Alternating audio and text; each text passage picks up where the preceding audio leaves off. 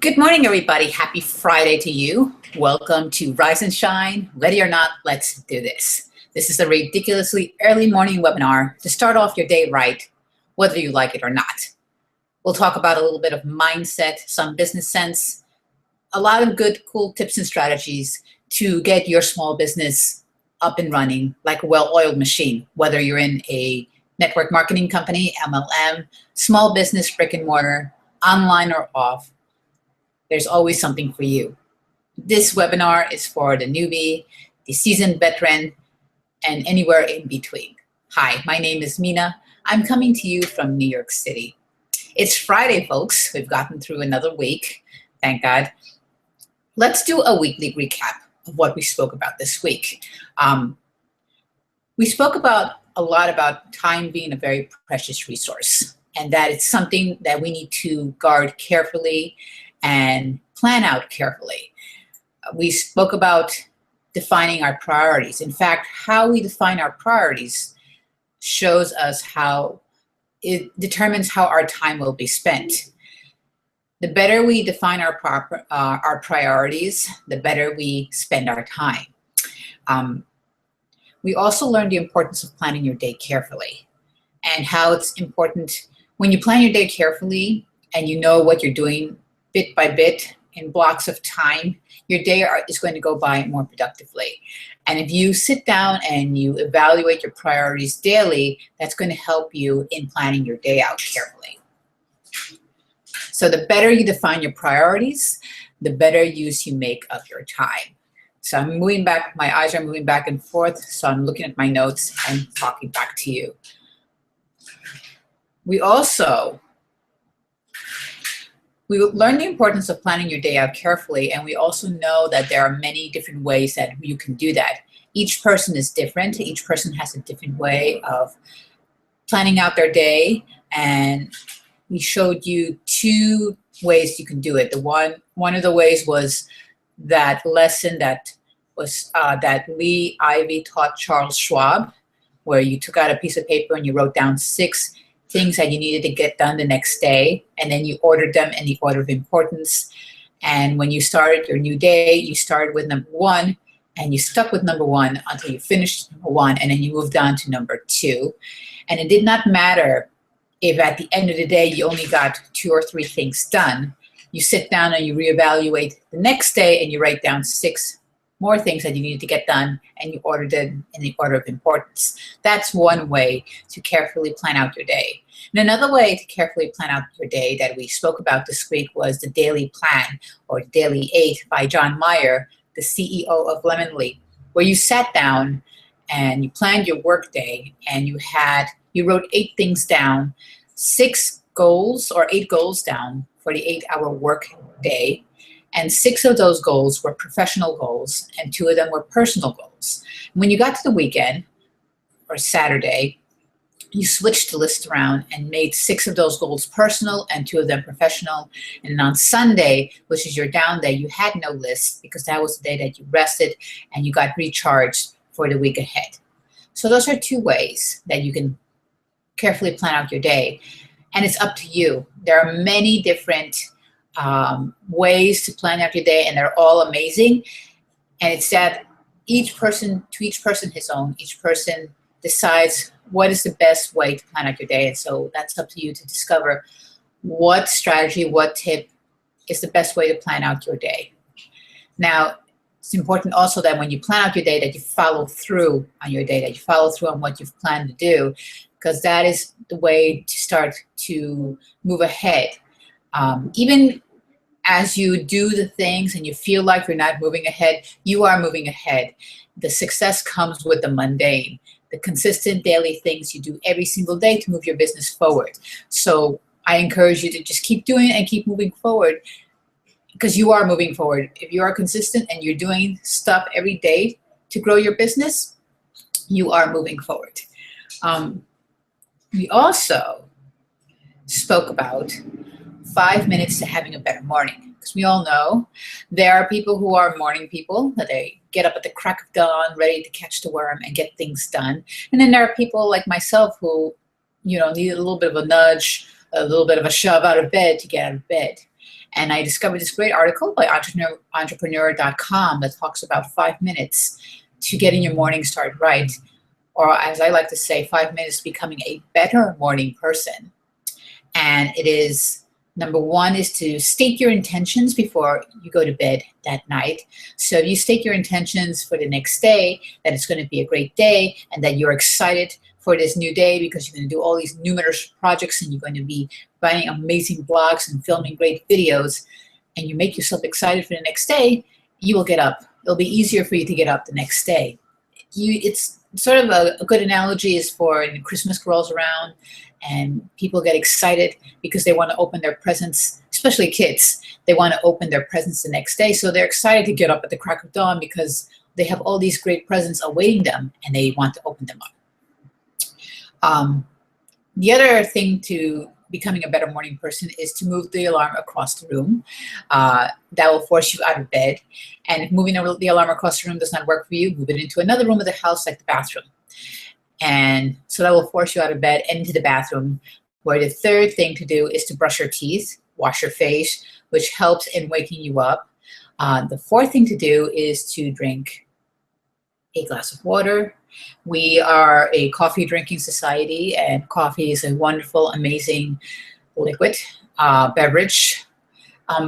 But some of us can't drink a lot of it. But it is better to, in order to enjoy your favorite beverage more, is to drink a cup of water before you start your day. And I always put a little squeeze of lemon inside because it's great for your body to get your body started off and geared up for the day. And the fifth thing to do to become a better morning person is to put on your workout clothes. The author of this article said that it's good to earn your shower in the morning, which means to go and sweat it out a bit, do some exercise. And exercise is good for you, good for your mind, for your body, for your soul. Helps you get all that blood pumping into your head and get you breathing and get some good oxygen to your mind so that you can think productively and have a terrific day. Okay? And lastly, this week, we learned a priority approach to practice when you want to hit major goals. And it goes like this. You want to prioritize. You want to know what is important. We spoke about priorities and knowing what priorities are important. And that's why it's important to evaluate your priorities daily, because your priorities shift. So it's good to sit down and decide what is important in your prioritizing activity. And the next thing you need to do is to organize and decide how it's going to be done. So this requires some thought and some planning. It's not something that you just get up and go and do it. You have to plan it out if you want to hit a major goal in your life. And the next thing is plan. You organize to decide how it's going to be done, and then plan how it's going to be done. What is the blueprint to hit your major goal? For instance, I want to hit another level in my company. So one of my things is to hold a daily webinar hangout, and I'm doing that right now. And another thing that I'm doing is I'm planning to post more on social media. That is an example of the plans that I have so that I can hit a new level. Communicate. Share your ideas with your team. Share your ideas. If you don't have a team, share your ideas on social media, on your webinar. Share your ideas to a point of what you're going to do, because when you state what you're going to do, you put it out there, and because you put it out there, you are more likely to get it done. But if you do have a team, communicate your ideas with your team so they know what your vision is, and they know what the plan is, and they know what their part is, so they can help you, and you guys can work together towards the next level, hitting success. Execute. Follow through with your plan. It's important that you follow through with your plan, even though there are days it's going to be challenging, it's going to be difficult, and you feel that you're not getting ahead. It's important to execute anyway. Just do it and keep doing it until you see and build that momentum. And to evaluate, to examine yourself. See what went good, what did not go so good, what do you need to improve on. And this is also a daily approach, is to evaluate your day, reevaluate your plan, and see if you're moving closer towards your goal. So that is a consistent daily process. Okay? That means examine yourself and your results in light of your priorities. So that is the priority approach to hitting major goals. And all this information that I'm sharing with you comes from the book by John Maxwell, Today Matters, 12 Daily Practices to guarantee tomorrow's success. And here is what the book looks like if you want to find it on Amazon. And I can also leave the link in the description bar below. So, as you can see, the priority approach that we just reviewed has a little bit of everything that we spoke about this week, about time being precious, making sure your priorities are in place, organizing, planning out carefully, and evaluating each and every day what you do. And those are the key components of building your business, your small business, even if you're starting a blog. It's all a small little business, and you have to keep these components in place and continually reevaluate that you're moving towards and closer to where you want to go. So that was a review of this week. And now what we want to talk about today, is freeing up a closed mind, because all this stuff is amazing. Sorry for that car. All of this stuff is amazing, but it will even be more amazing and easier to accomplish when your mind is free and you don't have any grudges. Basically, when you have an open mind and you're willing to be open to things and consider them and take a positive approach to things. So that's important. Your mindset is important. Your outlook to things are important.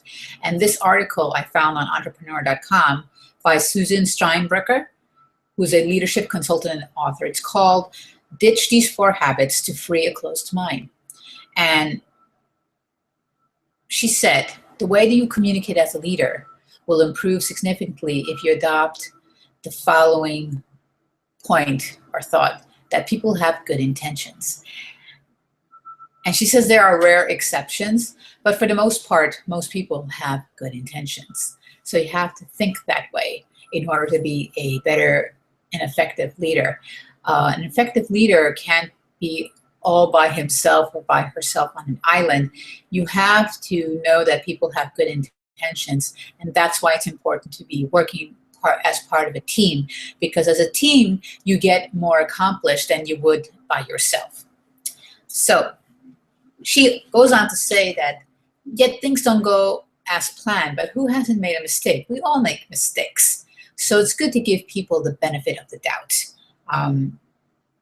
And with this in mind, business leaders and leaders in general should refrain from passing judgment on others. Now, it's easy to pass judgment on others and think that, oh yeah, because they did so-and-so, they're a bad person. No, it doesn't mean that they're a bad person. It means that they made a mistake, that they're human, we're all human. And if they're open to seeing their mistakes and fixing it and knowing what not to do the next time around and what to do better the next time around, we are going to have a better outcome. And so she said, by becoming more compassionate and giving others the benefit of the doubt, like I said, it's possible to gain insight into any type of behavior, or it's possible to gain insight into the cause of any atypical behavior. So if you're open and you're compassionate and you're willing to give people the benefit of the doubt, you're going to be able to get some insight and see, well, why is that person behaving that way when John does not behave that way usually? And if you sit down with John, you talk to him and say, well, is there anything going on in your life right now that, you seem to be a bit distracted today? Can you tell us what's going on? We'd like to help you out. And then John will probably say, yeah, something's going on at home and has my attention, yada, yada, yada. So when you start to look at things this way, you're going to have a better outcome. So she says that to foster a more unbiased approach, it's good to tune into your empathetic side. And this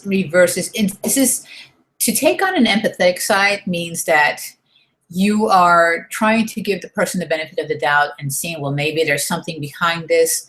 And instead of taking sides in the conflict and saying, he said, she said, I'm going to take this side or I'm going to take that side, you're playing on a neutral ground and seeing how you can help that person fix that mistake or get out of change the circumstances, or not change, or change the approach to circumstances so that there will always be a better outcome.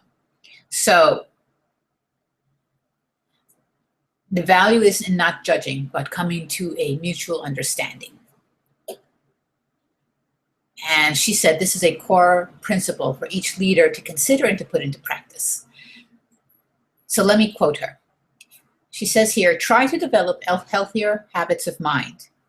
Identify and take responsibility for hypercritical tendencies, including the inclination to stereotype and make snap judgments about what people do. Let me read that to you again. That's a great quote by Susan Steinbrecher.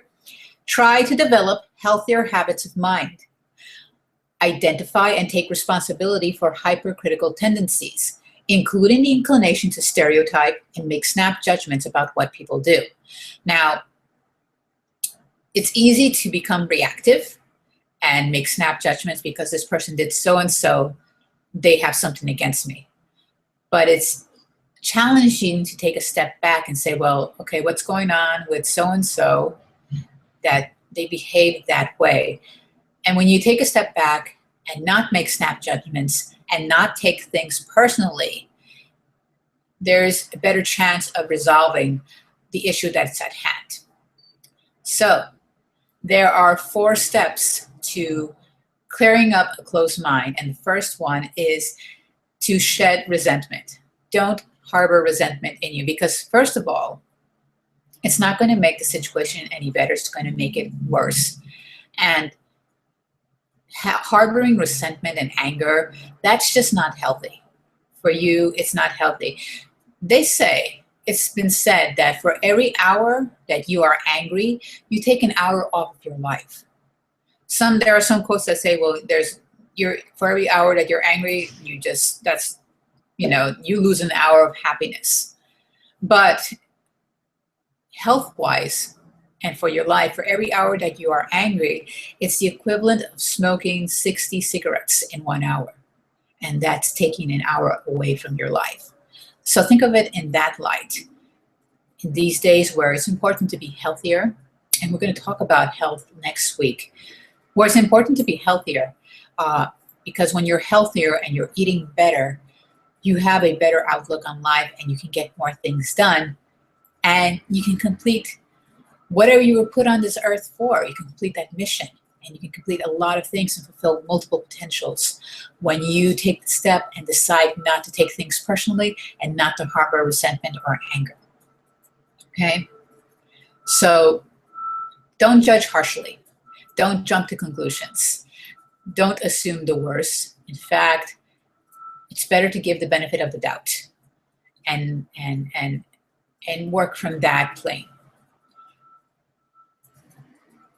So she says here, words and actions create impressions that may take on more power over time. So you have to think carefully about your words, your thoughts, and your actions.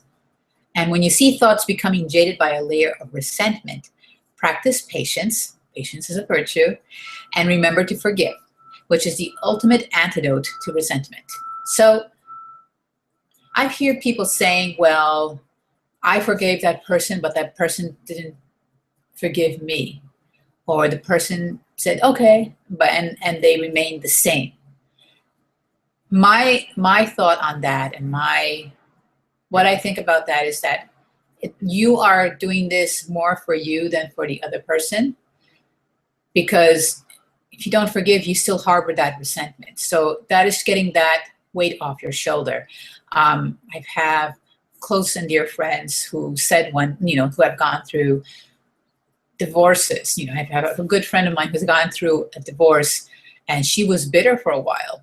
And then she said to me one day, she said it just came to her, and it just came naturally to forgive her ex-husband and to pray for him. And she said, the moment I did that, I felt this weight come off my shoulder.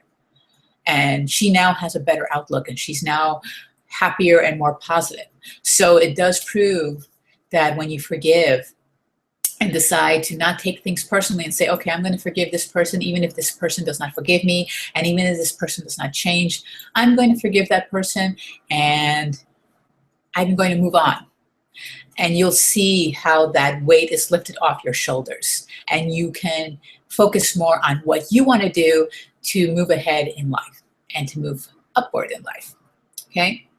So the second habit to ditch, because these are 4 habits to ditch to open up your mind and to free up a closed mind. The second habit to ditch is to stop assuming or judging. So when things happen and they don't go your way and you have a conflict with somebody, don't judge the person, don't assume certain things, because it's easy to assume things and let your imagination run away with you. And before you know it, you have had multiple arguments and fights with this person in your head. And when you really come to what is actually going on, it has nothing to do with all the hullabaloo that went through your mind. So you need to view circumstances from the other person's perspective. Failing to see that is very short-sighted. So you need to step back, not take things personally, and try to see it from the other person's side. And what are their circumstances right now that's causing them to behave in this manner, okay? Because if you do not practice that leads to defensive behavior, that someone or some force is behind the strain and difficulties in your life. No. My coach and mentor, Diane Hochman, talks about who was at the scene of the crime. And she learned that from her mentor. Who was at the scene of the crime? Now, you can't blame your circumstances on another person, on other things. When she talks about who was at the scene of the crime, she went through a time in her life when she was not in her best state of health. And it was because that she was not eating healthy, she was not exercising, and she was not eating right. And she said, who was at the scene of the crime? Nobody tied me to a chair and fed me Haagen-Dazs. I was at the scene of the crime, and I fed myself that. And when she realized that, she took the measures to improve and better her life, health-wise, mentally, physically, emotionally. In 2009, I was in a state where my health was really bad, and I was also overweight, and because I was not eating correctly. I was eating junk food, and I could not focus at work. It was really, really bad. And when I realized that, I said, okay, it's because of A, B, and C. I have not been taking care of myself. I have not been exercising. I have not been doing a whole slew of things, and that's why I'm feeling horrible right now. And I sat down and I said, okay, I need to do a detox. And that's when I did a detox, and I went and I worked with a health holistic practitioner, if that's what you call it. She was a naturopath, and she did work with me and worked with my husband, and she whipped us back into shape, and she changed our eating habits. And so you see that I took responsibility for my actions instead of judging and saying so-and-so this and so-and-so that, and you did this and you did that, and that's why I'm at my state here. No, we all have to take responsibility for our actions, for our behaviors, for the priorities that we set in place. It's all on us, because I believe that we are placed on this earth to fulfill a mission. And in order to fulfill that mission, we have to do our part in taking care of ourselves, taking care of our mind, mentally, physically, spiritually, emotionally, and that will help us fulfill our mission that we've been put on this earth to do. Okay? So, in the second habits to ditch, instead of assuming or judging, stop, take a breath, and attempt to gain some perspective. Even if you have to step back and leave the room and take a breath of fresh air or walk around the block so that you don't burst and have a fit, gain some perspective, okay? She says to flex your empathy muscle by asking better questions to get to the core of the matter. How can I help is a simple question that can move mountains, okay? So it's good to gain perspective on the situation that is at hand. Take a deep breath, think about it. Don't take it personally. I know it's easy to just jump to conclusions and take things personally. No, but it's better to just sit back, stand back, take a deep breath, gain some perspective on the situation, and instead of assuming or judging, ask the question of how can I help? That will move mountains. The third habit to ditch is to avoid complaining, which seems to be the language of the mode, is to complain about this, and to complain about that, and to complain about your boss, and to complain about your coworker, and to complain about the weather, and to complain about all these things. But when you complain, think of this, you have one mouth and two ears. Every time you complain, what those words coming out of your mouth is going into your ears, and it's feeding your brain and making your brain a negative space. And whatever your thoughts in that negative space starts to generate, it comes out of your mouth again, and it's like this unhealthy cycle. So instead of complaining, try to see a positive light in things. I heard of this story where people were traveling through a country road to go to another city, and there was this dead dog that had been dead for a really long time, and it had started to go putrid and rot, and the stench was just overwhelming. And so every time people would pass, they would hold their nose and they would just complain. It's like, oh my God, look at that awful, awful thing there. Ew, oh my God, look at that ugly thing. Because of course, poor dog was dead and it was rotting away. And anyway, and then came two more people, and two men walking the road, and they came across this dog. And so one man said, oh my God, and started to complain about the dog, and said to his friend, well, what do you think about all this? And his friend said, well, but look at that beautiful set of teeth, of white teeth.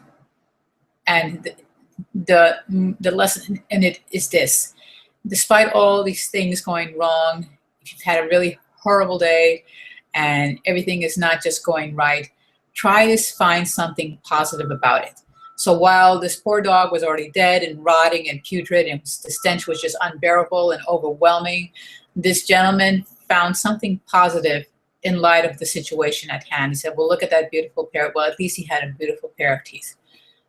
So it's good to find light in all things, and that leads to a better outlook. So did you miss your train this morning? Or you were rushing to work and you missed a train? Well, okay, there's another train behind that. And maybe you can stop by that little Subway deli and catch a cup of coffee before you catch a train. Just think a little positive things there. Oh, hey, it's Friday. Happy Friday. And tonight I'm going to go out and have dinner with my family. I'm looking forward to that. Always to look in the positive light of every situation. Okay, so be mindful of condemning others without providing positive insight or a collaborative solution. So instead of complaining about something, try to offer a solution. You know, throw a monkey wrench into the positive light of trying to offer a solution. I remember one time in our community, we have a small little, it used to be a dance studio where we meet and study, and somebody was complaining about the windows to the maintenance man. And so he said to her, well, when you buy the new windows, tell me when you buy the new windows and let me know, because then I will install them. What he was just saying to her, okay, you know, you don't like the windows, they are ugly. Well, buy us some new ones and I will be more than happy to install them for you. So what he was trying to tell to her is that, well, instead of complaining, come to me with a solution. And, you know, even if she can't buy windows, well, how about if she said this? How about, wouldn't it be refreshing if she said, hey, I bought these curtains and I think they would look lovely on the windows and I'm donating them to the community. Now that's a solution. And I want to make the windows look a little bit more pretty. That's offering a solution instead of complaining. And the fourth habit to ditch is to stop postponing support. And what she means by this is that when your mind and your body is tired and you are stressed, you're more likely to complain and be reactive and snap to judgments and assume things. So stop postponing support in meaning taking care of yourself, or relying on your mastermind group or on your team and having a daily meeting to say this is what's going to happen today and this is the positive things that we're going to look forward to. And also taking care of yourself health-wise and what you eat, and exercise. Exercise is very important. And we're going to focus next week on health and how you can take care of yourself and different ways to take care of yourself. But exercise is a very important thing to do. Even if you go out for a walk, that's a form of exercise because our bodies are made to move. Moving moves everything in your body, gets blood circulating and oxygen going to your head, which is important.